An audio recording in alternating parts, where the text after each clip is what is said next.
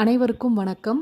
வீட்டில் செல்வ வளம் பெருக, பணவரவு அதிகரிக்க, வெள்ளிக்கிழமை சுக்கிரஹோரையில் செய்ய வேண்டிய ஒரு சக்தி வாய்ந்த பரிகாரம் தான் பார்க்க போறோம். இந்த பரிகாரம் செய்வதால் மகாலட்சுமியினுடைய அருளும், சுக்கிரனுடைய அருளும் நமக்கு பரிபூர்ணமாக கிடைக்கும். சுக்கிரஹோரை நேரத்துல ஒரு மண்ணாலான தட்டோ அல்லது கண்ணாடி தட்டோ எடுத்துக்கோங்க. அதுல முழுவதுமாக மஞ்சள் தடவி, குங்குமம் இட்டு, ஒரு கைப்பிடி அளவுக்கு கல்லுப்பை பரவலாக வைக்கணும். அதுக்கு மேல மொட்டுடன் இருக்கக்கூடிய 7 கிராம்புகளை இந்த மாதிரி வட்ட வடிவில் அடுக்கி வைக்கணும்.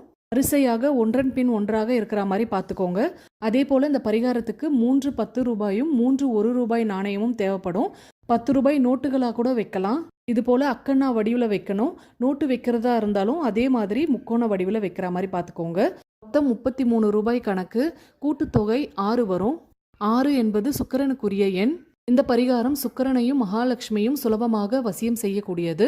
இந்த தட்டை மகாலட்சுமி பாதத்தில் வச்சுட்டு